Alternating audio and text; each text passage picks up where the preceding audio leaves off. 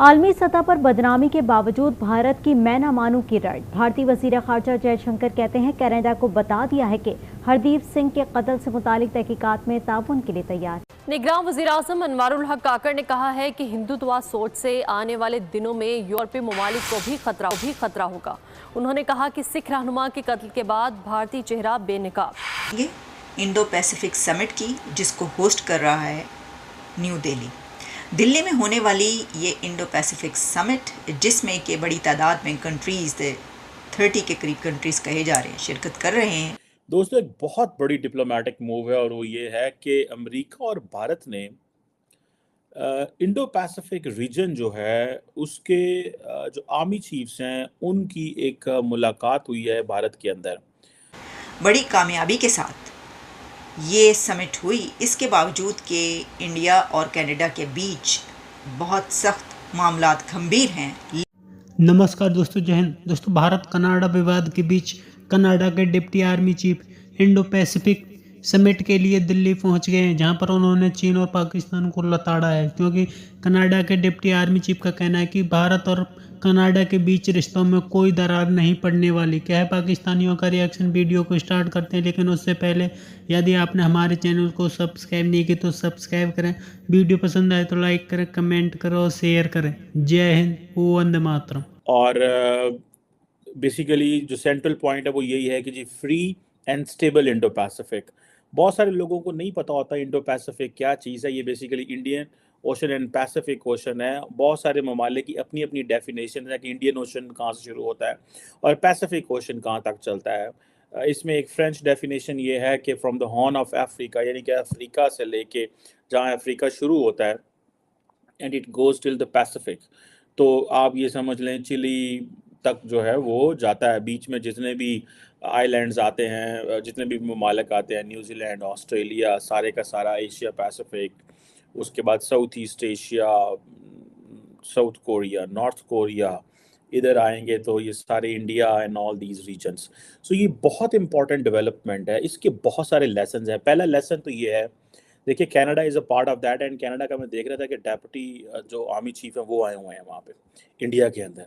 So it means this is so much important that the deputy commander of the Canadian Armed Forces could not say no or could not stay out of this. So ये India के अंदर despite at the height of the diplomatic row between India and Canada ये development हुई है। And look how Americans are making this happen. ये America के बगैर मुमकिन नहीं है। जो मर्जी इंडिया कर ले, लेकिन ये इंडिया के बगैर और अमेरिका के बगैर मुमकिन नहीं है, एक बात। और दूसरी बात इसमें ये है कि जारी बात है इंडिया का एक अपना एक प्रॉपर डिप्लोमेटिक क्लाउड है जिसको आप ज़रा भी इग्नोर नहीं कर सकते। अगर आप ये देखें कि अगर इंडिया का ये जो डिप्लोमेटिक क्लाउड है इसको आप इस सेंस में ले जाएं कि इंडिया के इस डिप्लोमेटिक क्लाउड की वजह से एक इंटरनेशनली जो एक अमेरिका को एक कंट्री मिल गया इस खित्ते के अंदर, और वो कंट्री जो है वो अपना एक इनपुट दे रहा है जो अमेरिका की एक अप्रोच है इस खित्ते के हवाले से। अब आप ये इमेजिन करें कि इस खित्ते में इंडिया के अलावा कौन है जो अमेरिका के इंटरेस्ट को आगे लेके चल सकता है। कोई ऐसा मुल्क जो आप बता सकें? क्या जापान कर सकता है? उसकी वो कैपेसिटी नहीं है। ऑस्ट्रेलिया कर सकता है? That is too far away. Bangladesh कर सकता है? That is too controversial for the Americans. Pakistan, it is too much aligned with China. Africa, South Africa बहुत साइड पे है। Sri Lanka fighting for its survival. ठीक है जी। Maldives fighting for the environmental challenges जो उनके सामने मौजूद हैं इस वक्त। ठीक है। Indonesia and Malaysia they don't have that much capacity militarily and they are not central to the world. India ही वो मुल्क है जो इम्पोर्टेंट है, और ये आर्मी चीफ्स की ये कॉन्फ्रेंस बताती है in the height of diplomatic tensions, जबकि इंडिया और अमेरिका की जो टेंशन, इंडिया और कनाडा की जो टेंशंस हैं वो बिल्कुल जो है ना अपनी उस पे अपनी हाइट पे हैं। और क्या है कि Indian army chief general Manoj Pande और chief of the staff of the US army general Randy George 13वीं Indo Pacific army chief conference के ऊपर जो है वो बात कर रहे हैं। सो ये आप इमेजिन कर सकते हैं कि किस हवाले से चीज़ें जो हैं वो चल रही हैं, किस हवाले से आइंदा आने वाले दिनों में चीज़ें होंगी। और मैं तो इसको एक बड़े पैमाने में देख रहा हूँ कि आप इमेजिन करें कि कनाडा पे क्या बीत रही होगी, क्योंकि कनाडा एक तरफ अमेरिका का इम्पोर्टेंट इत्तेहादी, नेटो का मेंबर, ठीक है जनाब, और साथ ही साथ आप देखें कि कनाडा की सारी जो उन्होंने किए हैं, एक लगाया है इंडिया के ऊपर चार्जेस लगाए हैं। लेकिन बड़ी खबर ये है कि कनाडा के डिप्टी आर्मी चीफ ने इसमें शिरकत की है। ये क्या है? और इसी के साथ दूसरी खबर ये है कि इंडिया और यूएस के आर्मी चीफ्स ने ये कहा है कि free and stable Indo Pacific as Chinese influence grows. तो पहले इन दो एंगल्स पर बात की लेते हैं, फिर आगे बढ़ेंगे, क्योंकि एक और ख़बर ये है कि ये जो पन्नों की खबरें आ रही हैं उसका एजेंडा क्या है, डिवाइड इंडिया वाला जो रिवील हुआ है वो क्या है। और पाकिस्तान ये कनाडा के मामलात पर इतनी खुशियाँ मनाई जा रही हैं कि वहाँ पर अब पाकिस्तानियों को जॉब्स मिलेंगी इंडिया की जगह पर। वो क्या है मामला, वो भी आपके सामने रखते हैं।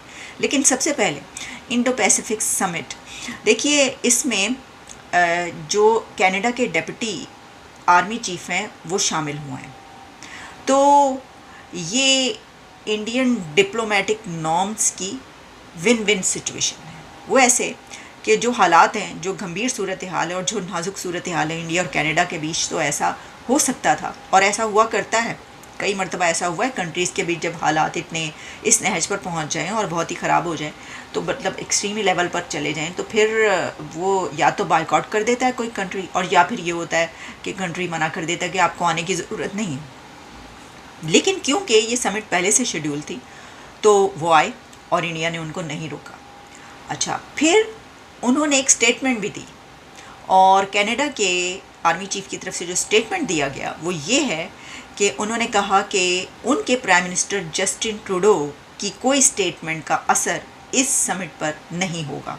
उन्होंने कहा उनके प्राइम मिनिस्टर ने जो भी कहा है और जो इस वक्त हालात हैं उसका किसी किस्म का कोई इम्पैक्ट इस समिट पे या मेरी इसमें शिरकत पे या बातचीत पे, इसमें जो भी डिस्कस हो रहा है इस पर कोई इम्पैक्ट नहीं आएगा, सवाल ही पैदा नहीं होता। तो ये भी यानी या जो इंडिया की फॉरेन पॉलिसी की इतनी ज़्यादा तारीफ़ की जाती है, तो यहाँ पर हमें ये चीज़ नज़र आती है कि उनकी तरफ से उन्हें नहीं कहा गया, टफ़ टाइम भी नहीं दिया गया और मना भी नहीं किया गया, और ये उसी तरीके से हुई जैसे पहले होनी थी समिट। अच्छा, फिर दूसरे एंगल जो है इसके अंदर वो ये है, और कनाडा का भी, कि उन्होंने भी जो है इसका बायकॉट नहीं किया और वो भी शामिल हुआ, और उन्होंने कहा कि नहीं, इसका कोई असर जो है वो कोई नहीं पड़ेगा।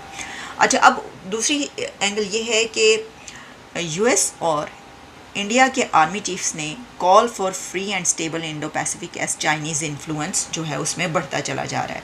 तो कहा यह जा रहा है कि ये जो समिट है इसमें ख़ास तौर पर चाइना को कंटेन करने के लिए, या उसका जो एक असर व रसूख वहाँ पर बढ़ रहा है, उसके लिए जो है इसके अंदर बात की गई है। और ये भी इसके अंदर एजेंडा मौजूद है जिसमें कहा गया है कि जो सॉवरेनिटी और नेशंस को रिस्पेक्ट करने के लिए जो है वो बहुत ज़रूरी है कि उसका ख्याल रखा जाए। और उसका ख्याल कौन नहीं रखता, उसके मुतालिक चाइना के हवाले से ये बात की गई है कि चाइना का वहाँ पे असर रसूख बढ़ रहा है, और as global concerns grows over Chinese influence in the region, ये बात वहाँ पर कही गई है।